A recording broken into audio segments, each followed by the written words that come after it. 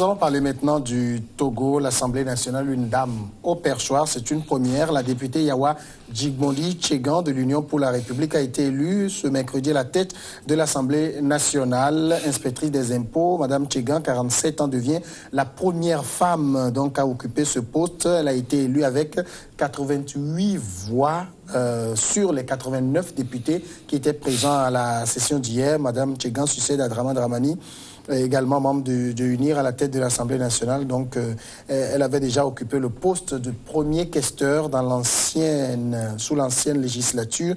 Elle a déclaré, je cite, « C'est avec responsabilité que nous prenons cette fonction face aux différents enjeux qui nous attendent ». Pasteur Edo, avant d'aller peut-être dans le fond, je voudrais d'abord que vous vous prononciez sur le symbole ou la symbolique qu'est d'avoir une femme au perchoir, une première dans l'histoire du Togo. Non, c'est la promotion du genre. Du genre, quand on confie.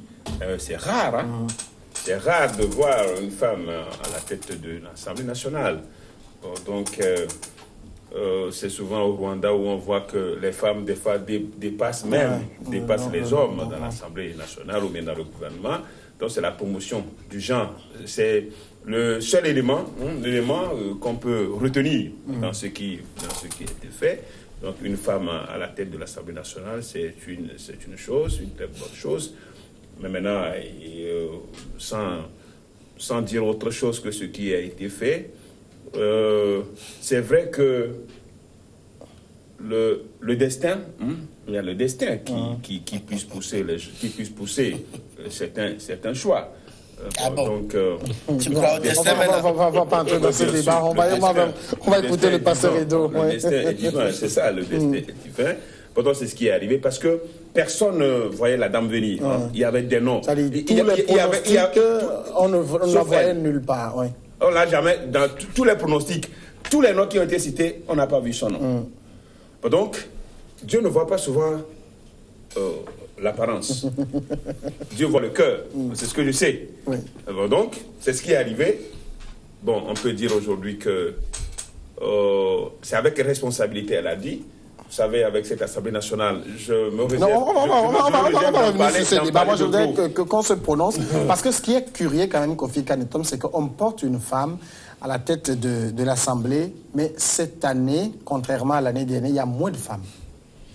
Oui, en fait, je me suis dit quelque chose en lisant l'investiture de cette dame-là comme présidente à la tête de l'Assemblée. Et ça me faisait penser à quelque chose où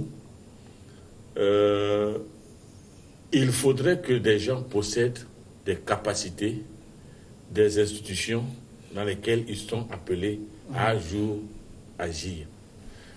Elle a été à l'Assemblée. Elle a joué un rôle, c'est qu'elle a maîtrisé un certain nombre de compétences. Aujourd'hui, elle a suivi des renforcements de capacités. Elle a un bagage, elle n'a plus à recommencer à zéro parce que toute la question était là. Qui allait-on prendre? Est-ce que c'est quelqu'un qui vient et qui va faire ses premières expériences à l'Assemblée pour commencer des renforcements de capacités avant de commencer par maîtriser ce qu'ils doivent? Alors que le Togo a des problèmes qu'il faut gérer tout de suite. La deuxième chose, c'est qu'il fallait quand même prendre quelqu'un, proposer quelqu'un qui n'est pas objet de contestation ou de supputation à un moment donné, parce qu'en raison de certaines de ces dispositions et de ces manières de sortir dans la société. Et vous convenez avec moi que Mme Tchegan est moins connue de la société. La troisième chose que je veux dire, c'est une dame. Donc, elle fera une démonstration d'autorité d'une femme mélangée avec un peu de la tendresse, même si on trouve qu'elle est dure. Et il paraît qu'elle est très dure. Et même si elle est dure... Elle est rigoureuse. Elle est rigoureuse, voilà. C'est ce qu'on peut dire. Et de cette rigueur, ça peut amener à pouvoir poser des actes qui soient beaucoup appréciés des uns et des autres, outre qu'un homme qui viendrait et va se mettre dans son statut d'homme et va vouloir...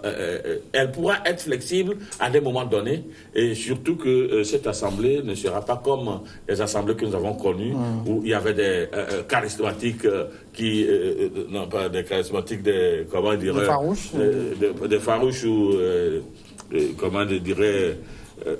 des gens qui ne voulaient rien concéder. Des jusqu'au-boutistes.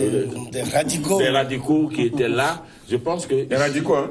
Oui, il y avait des radicaux qui, quand ils campaient sur une position, ils ne voulaient pas lâcher prise. De quel côté? Donc, de toutes les façons, je ne veux pas savoir. Non, nous sommes en train de continuer. Mais nous sommes en train de faire une lecture. Nous sommes en train de faire une lecture. Mais seulement, il faut que, rapidement, avec tout ce qu'elle a comme compétence, qu'elle puisse... Parce que moi, j'ai été très, très enthousiasmé de savoir que d'abord, c'est une femme. Le Togo fait des progrès en matière de genre, en matière de... Puis nous sommes dans l'inclusion. L'inclusion, donc ça veut dire que quelque part, nous marquons un pas en inclusion. Bon, mais ce que vous dites est intéressant et moi, j'aimerais avoir aussi sur ce plateau de temps en temps des femmes qui participent à Regard Croisé. Dominique Alizé, Dominique Alizé, est-ce que à tous les coups, vous, votre journal, vous l'avez vu arriver? Non, personne, moi je ne l'avais pas vu du tout venir. Même à la veille, ou même le jour J, lorsque je funais, je demandais, ça n'était nulle part. Et c'est vers le soir que quelques informations filtraient, que apparemment c'est comme si c'est elle. C'est que je dis, ah bon, ben, celle-là, elle sort d'où? Et la voilà. C'est elle qui est propulsée. Je crois que c'est une très bonne chose. Ça donne une autre image au Parlement togolais. Et ça, je vous dis que avec le regret de ceux, des absentéistes ou bien des boycottistes, aujourd'hui, l'opposition, la C14, les députés de la C14 seraient dans ce Parlement, que ce serait encore très beau. Bon, ils ont choisi le boycott. On ne peut pas non plus les en vouloir. Nous sommes dans un état de droit. Et lorsque vous voulez... Ah ouais, non, dans un état de droit, on est libre d'aller à une élection ou pas. Hein. Donc, ils ont choisi le boycott. C'est leur droit le plus absolu. Donc, aujourd'hui, elle... Ah non, ne dis jamais ça. Ne dis jamais ça. Aujourd'hui, par exemple... On va plus refaire ce débat. Les gens qui font... Certains confrères qui viennent ici... Certains confrères proches de la C14 qui viennent dire, oui, on a nommé les députés. En tout cas, le 20 décembre, moi, j'étais allé voter. Et je suis retourné au dépouillement. J'ai vu le résultat dans mon bureau de vote, dans mon centre de vote. Et c'est ainsi partout, sur toute l'étendue du territoire. Wow.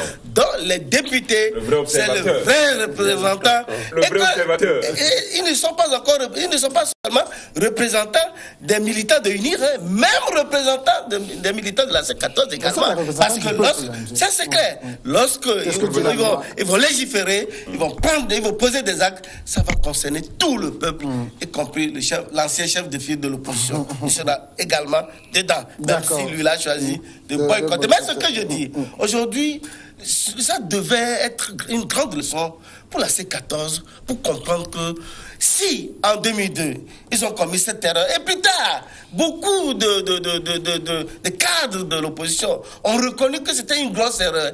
Et ils rééditent en 2018 la même erreur, c'est qu'ils sont partis pour rester là, tourner en rond, et en forçant tout droit dans le mur. Pasteur Edo, donc, Mme Tchegan est à la tête de cette institution.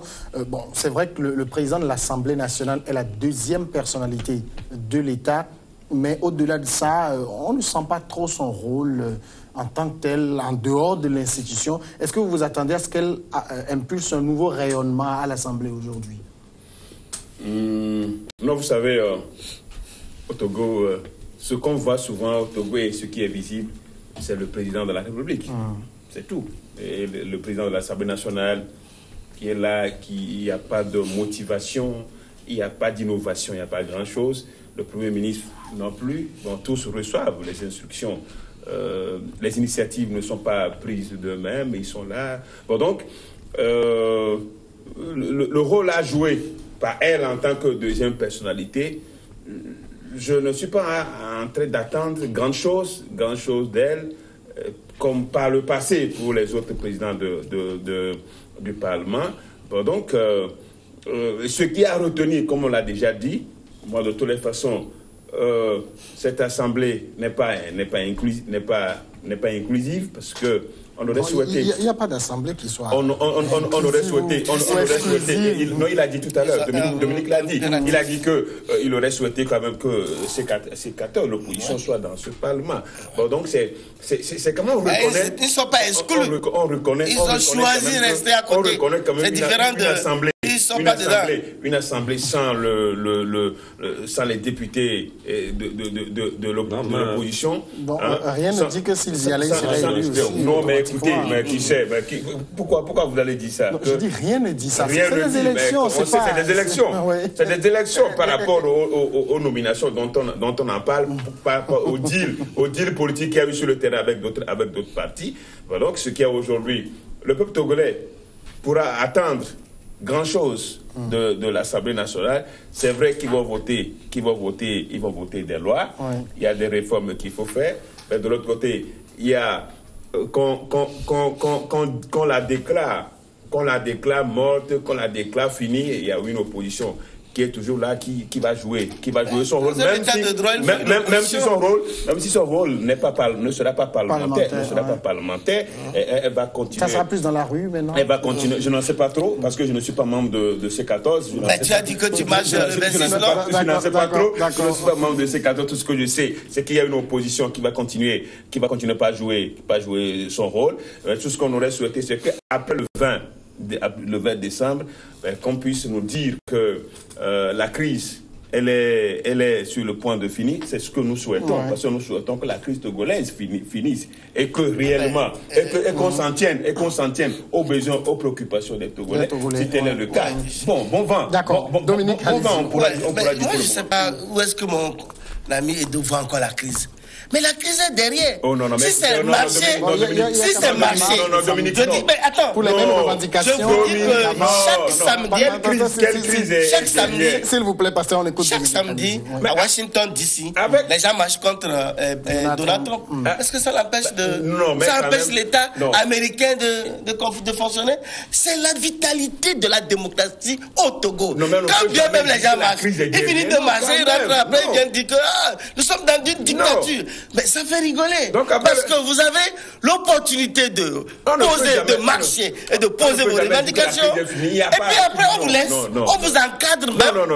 Mais sauf parfois quand certains nerveux s'en prennent aux forces de sécurité, ça dégénère. Mais heureusement que ces derniers temps, tout semble être bien canalisé pour éviter des grabuges. Donc déjà, ça ne démontre que la vitalité de la démocratie togolaise. Sinon, tu ne me diras pas que si demain, et Jean-Pierre Fabre dit à Tchadamé président, il n'y aura plus de marche. Il y en aura. Quand il y aura marche, on dira il y a crise. Restons à l'Assemblée nationale. Je suis en train d'expliquer la réalité. Mais donc après le 20, qu'on nous laisse au moins libre. Mais vous allez marcher le 26 non. Si vous permettez. Vous avez la liberté de marcher le 26 au nom du principe démocratique et de l'ambiance démocratique. Si vous permettez. Tu fais partie de ceux qui marchent. Tu as toujours marché. Je ne sais pas. Attends, tu as honte. Il a honte. Attends, tu veux dire pourtant tu marches. Marcheur va. Kofi Kanetom, est-ce que vous pensez que cette Madame Tchegan, qui est une femme, je l'ai déjà rappelé, qui est dans une assemblée qui se conjugue beaucoup plus au masculin, parce qu'il y a plus d'hommes que l'ancienne législature, elle doit redoubler d'ardeur pour exister en fait? Non, mais moi je ne trouve pas cela parce que... Une femme au perchoir, c'est la première fois. Elle doit vouloir se différencier. Elle doit vouloir se différencier des hommes qui ont dirigé l'institution avant elle. En fait, moi je ne vois pas comme le pasteur Devoir, mais je vois la personne nantie d'une certaine capacité, d'une certaine compétence et ayant joué des rôles, parce qu'aujourd'hui j'ai tenté de comprendre un peu qui était Madame Tchegan, mais vu les rôles, les responsabilités qu'elle a eu à juger, ça veut dire qu'elle a déjà travaillé avec des hommes et elle a travaillé là où des hommes n'ont pas Elle a conduit les hommes. Elle a travaillé là où les hommes étaient et elle a été sans reproche. Et si on l'a même placée dans son parti à un niveau très élevé, j'étais en train de me dire que celle-là, douée de cette rigueur dont on a fait allusion, peut aujourd'hui surmonter cette situation. Parce que aujourd'hui, il faudrait que réellement au niveau du Parlement, qu'on ait une personne avisée qui puisse agir sur les lois, parce que dans un pays, ce sont les lois. De tout ce que nous disons ici, si les lois étaient bien définies, il y a certaines choses qui ne feront pas Nous avons de belles lois au Togo. Aujourd'hui, il y a de lois, on en a. C'est l'ordre d'application qui pose problème. Il faudrait... Au moins la Constitution est appliquée quand même. Il faudrait qu'on arrive à voter, justement comme il le dit, il faudrait qu'on arrive à voter d'autres lois qui puissent renforcer l'application de certaines lois pour que certaines choses ne se passent pas, parce que le pays doit décoller, le pays doit avancer, et je pense qu'il faudrait qu'elle arrive aujourd'hui à mettre des mesures pour que le peuple ne soit plus gêné dans sa liberté, et que la liberté du peuple puisse primer sur les intérêts des gens. Mais on n'oublie pas qu'elle est d'un parti, et quoi qu'on dise, elle va défendre son parti. Non, mais ce qui est sûr, c'est qu'au niveau de l'Assemblée, les lois ne sont pas pour un parti politique donné. Est-ce que vous voyez? Même si elle doit défendre, ça doit être dans une certaine droiture. Nous, aujourd'hui, ce que nous voyons au niveau de la société civile, c'est que nous voulons que la citoyenneté, les droits civiques, l'exercice des libertés publiques soient ouverts. Et que c'est l'Assemblée qui doit veiller à cela. Nous voulons également il y a ça déjà. Elle va renforcer cela parce que et entre-temps, il y a eu des choses qui ont été lésées par rapport à ça, parce que quand nous parlons les droits civiques, quand nous parlons de liberté publique, aujourd'hui, vous parlez samedi, des gens vont marcher. Ça veut dire que la bonne dame là qui au bord de la route ne tire sa survie que dans la vente de ces graines d'arachide, sera obligée de rester dans sa maison et va peut-être en périr parce que justement on va occuper. C'est ce que j'ai dit, qu'il faudrait maintenant voir la juste mesure de trouver des dispositions qui puissent protéger. C'est déjà ça que le gouvernement a trouvé en renvoyant les gens vers Berne. C'est les moutons qui sont là-bas. Parce qu'au niveau de les gens étaient fatigués. 6 mois de marche, les gens ont tout perdu. Donc c'est pourquoi on les a envoyés. Non, ce n'était pas comment. Non, comment c'était pas comment? Parce qu'il a dit tout à l'heure. C'est l'itinéraire qui fait la marche. Parlons de l'Assemblée.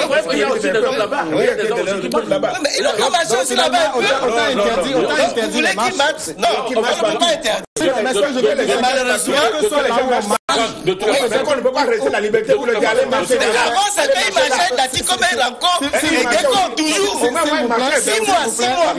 Calmons le plateau. Il y a aussi des marches aussi. Mais là, ils n'ont qu'à marcher avec. C'est une bonne chose. Non, c'est tout. En tant que journaliste, on écoute. Au moins, quand il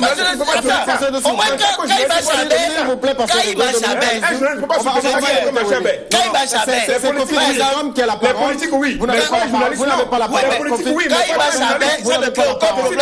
Aucun désagrément aux populations. C'est une désolée. Le mec, quand marche avec, le mec, alors que quand on bloque la route, le mec est bloqué. Dominique, je peux aller.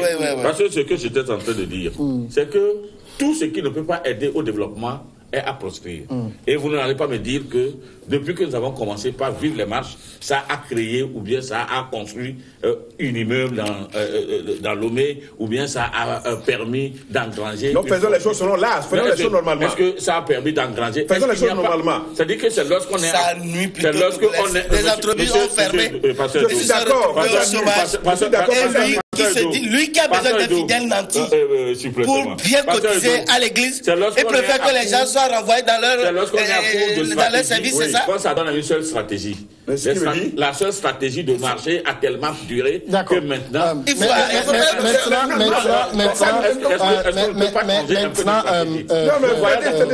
Nous venons de parler de la RDC aujourd'hui et tu as vu comment les choses ont évolué là-bas. Est-ce que Félix a passé toute sa vie à marcher pour être président aujourd'hui? Mais son père a marché. Oh oui, mais pas chaque jour. Pas chaque jour. Une fois par an, quand il y a des situations. Mais ici, vous marchez toujours. Après 5 ans de marche de la SC, après 1 an de marche de la C14, vous n'avez rien. Au-delà de Mme Tchegan, présidente de l'Assemblée, chaque samedi. Le bureau. Ouais, mais la 54 marche. Vous avez 4 jours sur 5. Pardon. Non, laisse la si vous voyez le bureau de l'Assemblée, vous avez UNI, vous avez l'UFC, vous avez le NET. C'est quand même une des premières fois également où l'opposition entre au bureau, contrairement aux législatives. Oui, si on a laissé. L'opposition a refusé. Si on a laissé les gens là entrer, c'est juste. Un indépendant également. Non, c'est juste pour la forme, pour dire que voilà. Quelle forme? C'est juste pour la forme. Ils ont été élus par le père. Oui, bien sûr. C'est pas un arrangement. J'aime souvent qu'on donne le même degré de respect à tous les citoyens, parce qu'après tout, que j'ai dit? Qu'est-ce que jusqu'à là j'ai dit? Les gens là, il faut dire. Non, les autres rentrées. Les autres rentrées qui sont de l'opposition, qui sont de l'opposition, qui se disent de l'opposition. Ils sont de l'opposition, qui se disent de l'opposition, qui se disent de l'opposition, faire entre eux. Ils ne se disent pas.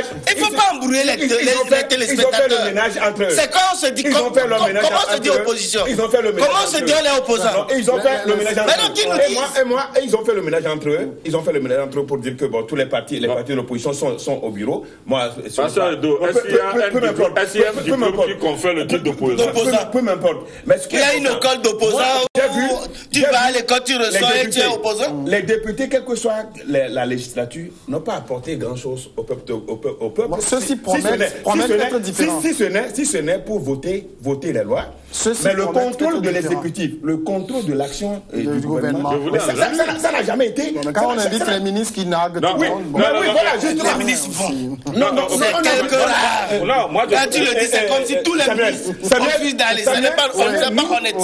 On a toujours saisi le Parlement sur beaucoup de choses, des activités, des besoins sociaux. Il y a quand même un point sur lequel je voudrais voir. Ce Parlement agit, c'est l'article 114 qui oblige le président une fois par an à aller faire un discours devant eux. Est-ce que c'est le Parlement qui force le président à venir ou bien il doit se forcer lui-même. Le président décide d'aller?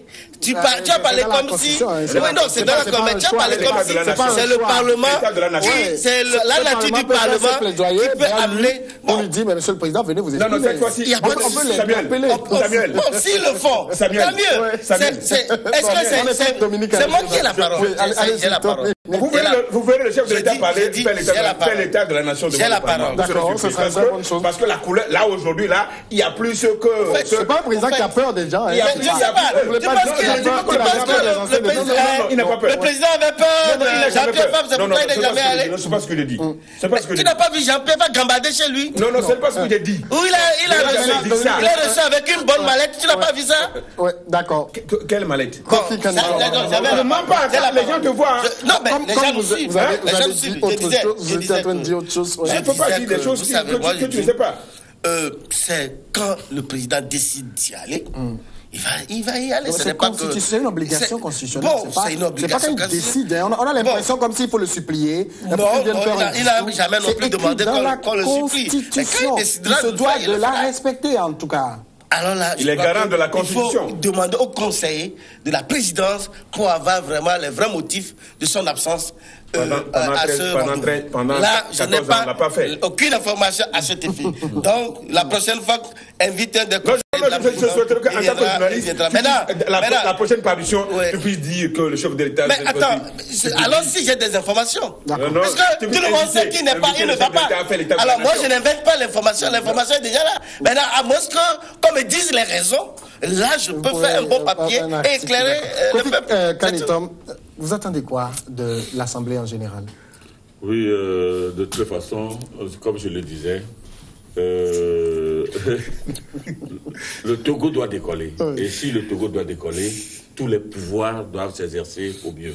Le pouvoir législatif, le pouvoir juridictionnel et puis le pouvoir législatif. Là où il y a beaucoup de problèmes, le pouvoir judiciaire. Donc, quand c'est de l'Assemblée, il faudrait que... On emprisonne les gens en désordre. On y va.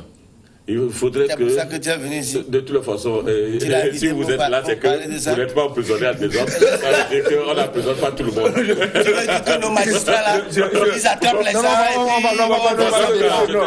On va rester à l'Assemblée. Donc, j'étais en train de dire que l'Assemblée doit rapidement revoir un peu les fissures qui sont sur le pays et voir quelles sont les lois qui ont été mal gérées pour pouvoir les revoir rapidement. Il faudrait que effectivement cette assemblée ait cette carrure de pouvoir procéder à son contrôle de l'action gouvernementale le plus régulièrement possible parce qu'il y a beaucoup de choses. Il y a beaucoup de choses qui ne vont pas. Il faut que. Mais ce qui est curieux aussi dans notre pays ou dans un certain nombre de pays africains, c'est qu'on ne voit pas le Parlement s'animer. Je donne un exemple, la France. voyez régulièrement, pratiquement toutes les semaines, le Premier ministre qui est responsable devant le Parlement tout de même, qui vient, qui explique les grands dossiers. Est-ce que c'est parce qu'on ne tente pas de l'interpeller ou qu'est-ce qui se passe? Parce que ici le débat reste centré entre les députés eux-mêmes. En tant que syndicaliste, je peux vous convier à la dernière... au dernier exercice que nous avons eu au Parlement avec les ministres et les syndicats par rapport au statut particulier, parce qu'il y avait un problème. Bon, je me dis que ici, la situation, c'est nous-mêmes qui la créons. D'après les lectures que j'ai faites, c'est nous-mêmes qui créons cette situation. Vous voyez que nous passons trop de temps à ne parler que politique politicienne au lieu de parler de développement. Et quand il y a des conflits comme ça, c'est pénible à un ministre de venir se tenir devant l'Assemblée, sachant que même si c'est de bonnes choses, c'est parce que les gens c'est de bonnes choses qu'il va dire, les gens vont prendre ça et exploiter ça autrement pour pouvoir lui créer des soucis. Donc chacun se met sur le qui-vive et garde ces trucs. Et cette pratique n'a pas servi. Et ça n'a pas servi au peuple. De toute façon, le pays a marché parce que il y a eu encore un temps, il y a eu des analyses que moi, c'est-à-dire que n'allons pas dire sans nous fonder sur certaines analyses. Quand des institutions de choses internationales arrivent ici, moi ils sont des personnes assermentées pour nous dire si le pays marche ou le pays ne marche pas. Ils reconnaissent qu'il y a des efforts. Nous ne pouvons pas apprécier parce que l'un des dossiers majeurs pour la nouvelle Assemblée, c'est les réformes. Le panier de ménagères. Parce que les réformes, comme on l'a dit, c'est juste l'Assemblée.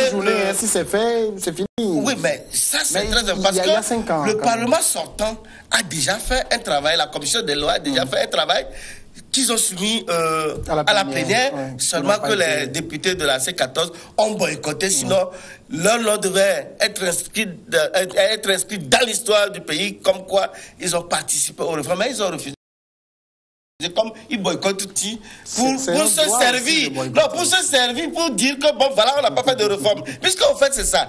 Ils cherchent le fonds de commerce. Moi, c'est pourquoi je dis, si le Parlement pouvait très vite se saisir de ce dossier, faire ces réformes, je ne sais pas si la prochaine marche, à la prochaine marche, qu'est-ce qu'ils vont dire aux gens?